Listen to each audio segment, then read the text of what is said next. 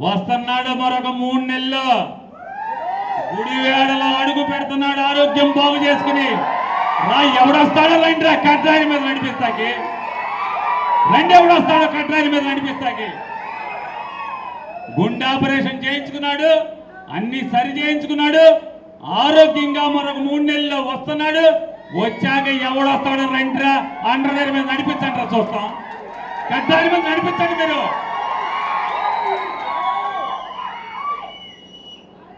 తర్వాత ఇంకో ముసలినాయలు వచ్చాడు ఆడేం మాట్లాడు చూడండి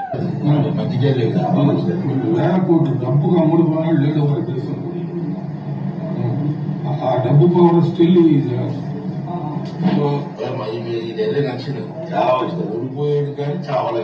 ఓడిపోయాడు కానీ సావలేదని ఆడికి 80 ఏళ్ళు వచ్చినా ఆడి ఇంకా సావలేదు అయిన పాత్రుడు గాడు తర్వాత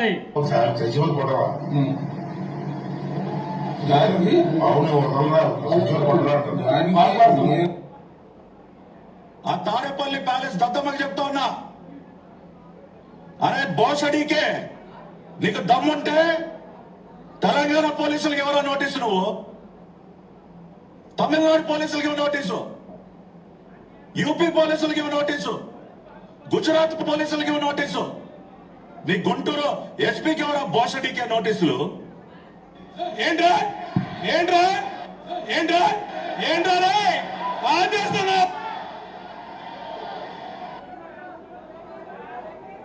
ఏవా ఈ పెట్టరా డిబేట్లు మీరు పెట్టరా ఈ డిబేట్లు పెట్టరా అంటున్నా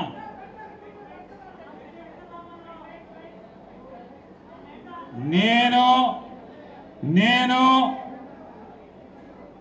చీకట్లో నరికేయండి అని నేను అనలేదు అరే నేను అనాలంటే పట్ట పగలే చేసేయమని చెప్తారా నేను అనలేదురా అరే నేను అనలేదురా అనాలంటే అరే పట్ట పగలే చేసేయండి రా అని చెప్తారా నేను అనలా అరే అననురా నా సంస్కారం కాదది ఇకపోతే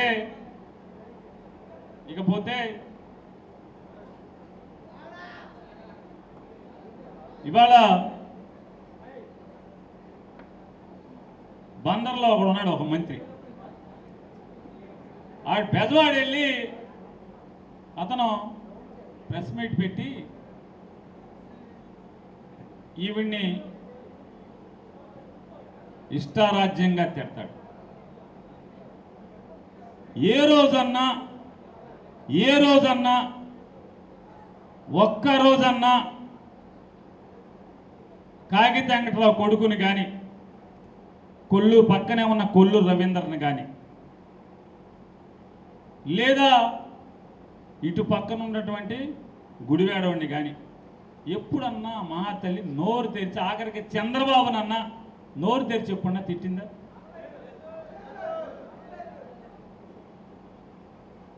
అటువంటి సాధ్వీమణి అటువంటి విద్యాధికురాలు ఒక వెనుకబడిన తరగతుల కులంలో పుట్టి ఈ కృష్ణా జిల్లాల పరిషత్కి అధ్యక్షురాలుగా పనిచేస్తున్నటువంటి ఆవిని ఒక ఉన్నతమైన స్థానంలో ఉన్నటువంటి ఆవిని కించిపరుస్తూ మాట్లాడుతూ దిక్కుమాలిన నీ మంత్రి పదవి కాపాడుకోవడం కోసం నువ్వు ఎన్ని ఇట్లాంటి సాధ్వీమణి ఇలాంటి ఆడబొడుచుల్ని ఎంతమందిని నువ్వు తిట్టినా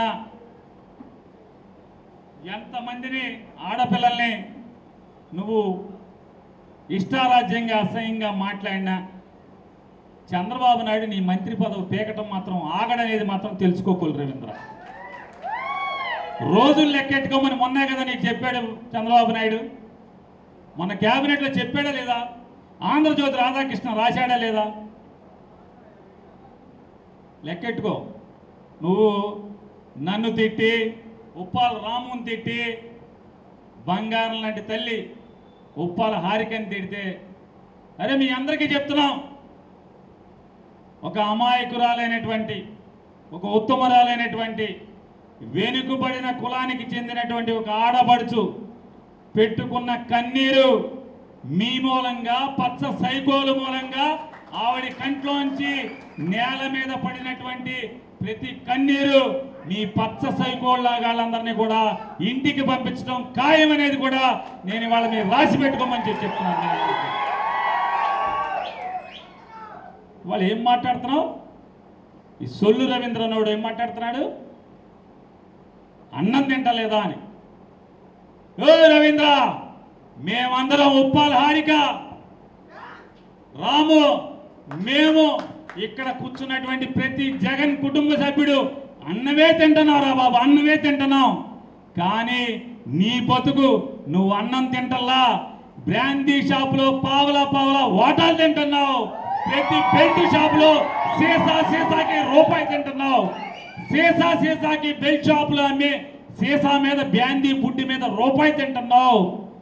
ఇదొక్కటే కాదు, బందరు సముద్రం మొత్తంలో ఉన్నటువంటి సముద్రపు మట్టి అంతా తింటున్నావు. లంకపల్లి రేవులో ఉన్న గండ్రెసగంతా తింటున్నావు. నువ్వు అన్నం తింటల్లా.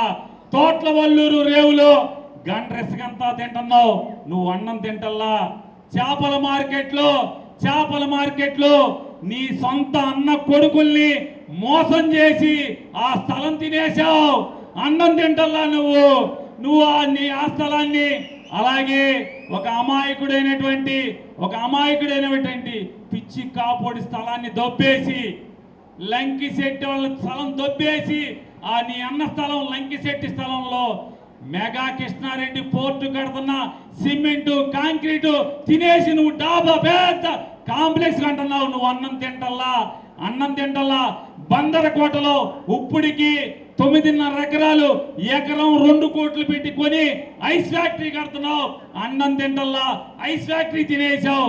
నువ్వు అక్కడ అన్నం తినకుండా ఇంకొక ఫ్యాక్టరీ కడుతున్నావు. నువ్వు అన్నం తినకుండా స్థలాలు, వ్యాపారాలు, కోట్లు నోట్లు తింటున్నావు. అన్నం తింటల్లా కొల్లు రవీంద్ర. మేము ఇక్కడ కూర్చున్న ప్రతి ఒక్కడు నికాల్సిగా అన్నమే తింటున్నాం, వండుకు తింటున్నాం. కానీ నువ్వు అన్నమే తింటున్నావు. అరే నీది దిక్కుమాలిన బతుకురా. అన్నం తినలేకపోతున్నావు, డబ్బే తింటున్నావు, లేదా మెగా కృష్ణారెడ్డి కాంక్రీట్ తింటున్నావు, బ్రాందీ షాపుల్లో పావులా వాటా తింటున్నావు, బ్రాందీ షాపుల మీద లైసెన్స్ ఇచ్చి డబ్బులు తింటున్నావు. గవర్నమెంట్ కొనే ప్రతి సీసా మీద, సారా సీసా మీద డబ్బు తింటున్నావు. నువ్వు అన్నం తింటల్లా. నువ్వు బెజవాళ్ళలో నువ్వు ఏం కొంటున్నావో, స్థలాలు కొట్టి తింటున్నావో అన్ని తింటున్నావు.